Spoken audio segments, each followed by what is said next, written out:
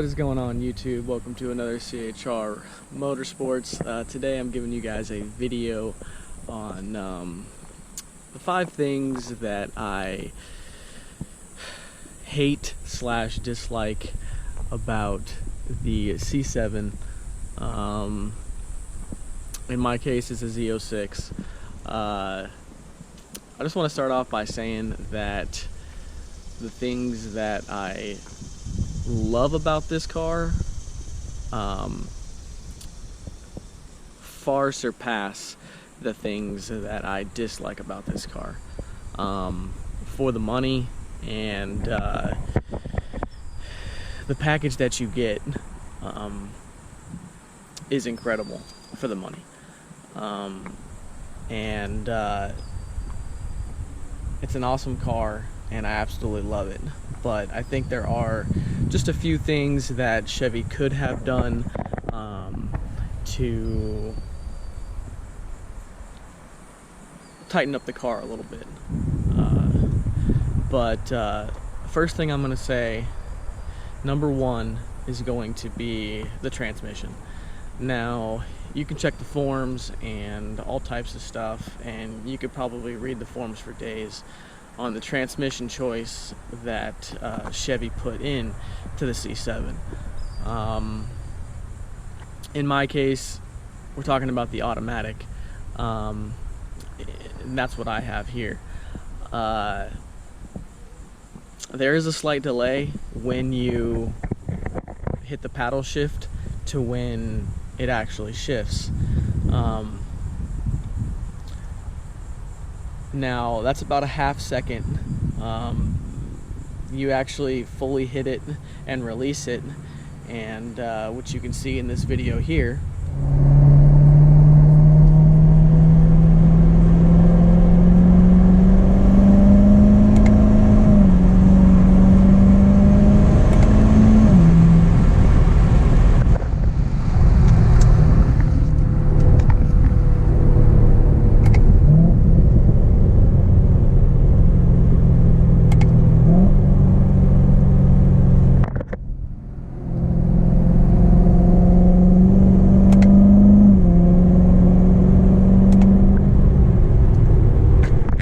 It's not the worst, and it's not the best. Again, coming from myself, for the last 10 years or so, I've driven a manual car. I had a manual 370Z and a manual Camaro, 17 Camaro SS before I got this. So it almost, to me, it feels like the car, that you're not fully in control of the car's acceleration for that brief period that you're waiting for it to shift after you hit the paddle. Now, it's not the worst thing in the world. You do get used to it, and if it really bothers you that much, you can just leave it in auto, and it definitely it shifts really well in automatic. But some of you may like the paddles, and it's just kind of something that you need to get used to. It's not the dual clutch, it's not it's just a transmission that's a little slow that they put in all the other the C7s, which is a little unfortunate. But I figure that would be number 1. Number 2 is going to be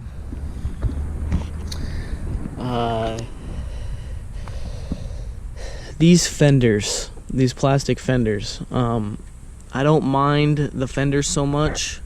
They're like almost little extensions to the fender. You can see they stick out, past the wheel.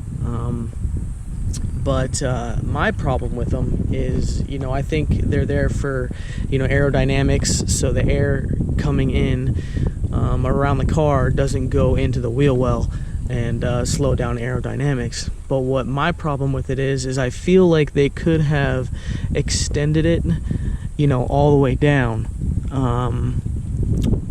There are aftermarket part you can get, splash guard, and it basically starts here and comes down and kind of guards, this this wheel right here to keep the rocks from going back here and hitting, you know, your rear fender.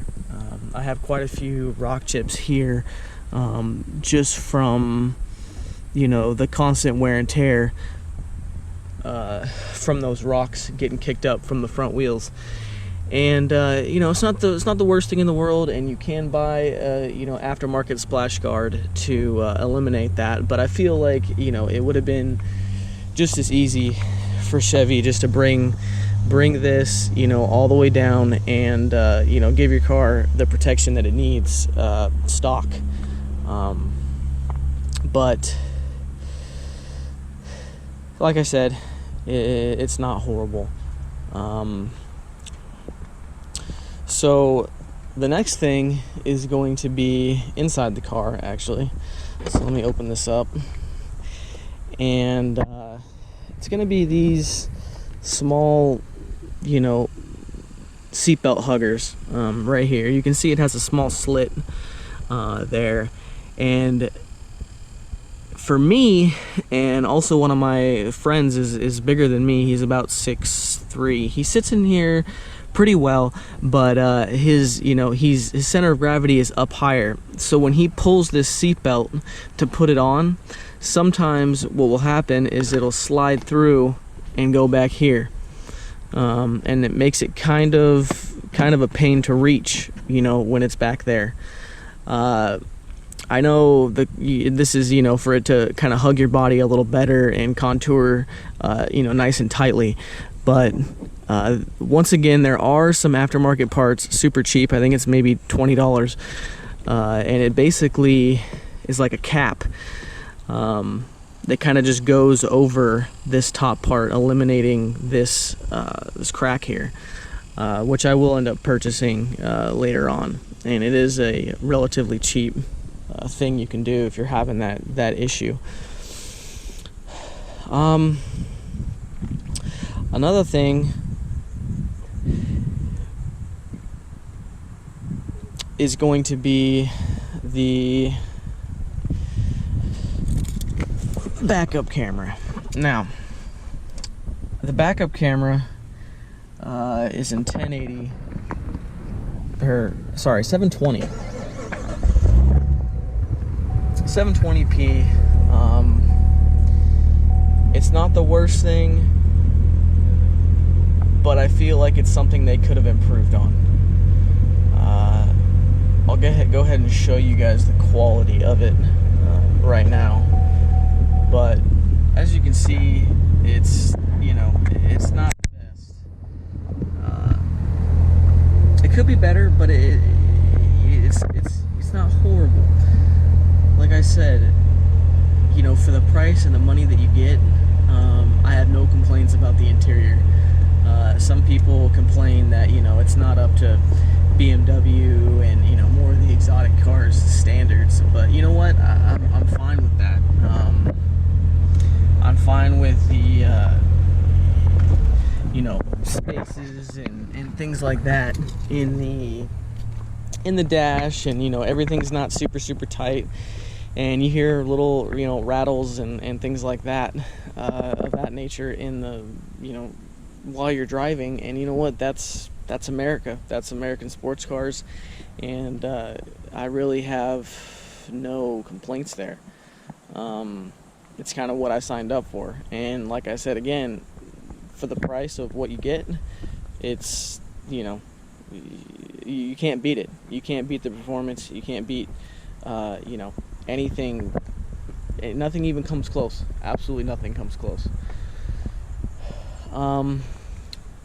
Another big thing is also, I'm not sure why I got out, but another thing is the cup holder. Now, I'm gonna go ahead and say that it is it is by far the worst cup holder that I have ever seen. It's absolutely horrible. Let me show you what I'm talking about here. So basically, you got this centerpiece that comes out and it's supposed to slide in, and it kind of snaps in, but you can't move it once you snap it in. And if you don't snap it in, then it kind of just goes everywhere, which is, you know, it's pretty horrible. So basically what I found that's pretty good is you kind of move this out, and you throw a koozie in there, and the koozie stays really nice, and you don't have to worry about, you know, stuff moving so much. It's actually pretty stable that way, and you know, you get used to it. If you got a water bottle or something like that and you don't have a koozie, your hand kind of naturally gravitates to, you know, right here, unless you have, of course, the 7-speed manual, which would be a little difficult to manage a drink and shift at the same time. But I have heard some other things, some of the big glacier cups and stuff like that fit in here as well without this koozie, and they don't move around too bad. So yeah, that's kind of a quick fix, easy fix from Walmart, like, you know, $1 for this koozie, and you can put you know, any kind of can or any kind of water bottle, anything like that, and you're pretty much you're good to go, and you don't have to worry about it too much. I've done plenty of pulls with, you know, this in here with a drink, and you know, it doesn't move at all. So the last thing, I apologize, I'm sweating. It's about 105. Feels like 105 here in Florida. Another thing is going to be, and the last and final thing is going to be the carbon ceramic brakes. I do not have them because I do not have the Z07 package on my car. I still have the regular brakes, and it's not so much the brakes themselves that are the problem. It is more or less the brake dust. On the black rims, the brake dust really seems to build up, and it's, you know, practically impossible to eliminate that from happening, unless you, of course, get the carbon ceramic brakes, which I highly recommend, because you do not want to have to worry about cleaning these things every week. Well, at least every week for me. This car is my daily driver, and for now, and you know, I absolutely love daily driving it. If anyone tells you you can't daily drive these things, they're lying. You can definitely daily drive them. The transmission overheat, the engine overheat is not really a factor when you're daily driving. You don't really have to worry about it. I've been sitting in traffic for, you know, a good hour in 100+ degree weather, and I've had no overheating issues whatsoever. But other than that, if you're looking to pick one up, I highly recommend it. I highly recommend the Z06. It's a great car. It looks stunning. You get tons of different, tons of looks, tons of people asking you questions when you stop and get gas, and it's a great car. And with the C8 coming out, they're going to be dropping in price, and I feel hopefully later on they'll kind of hold their value a little better as the, you know, last front engine rear wheel drive Corvette.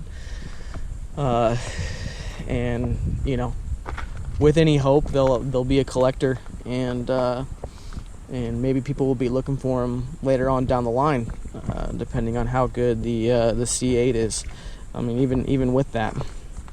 But anyway, guys, that's my list for the things that I would change, I guess. It's not things I dislike, I guess.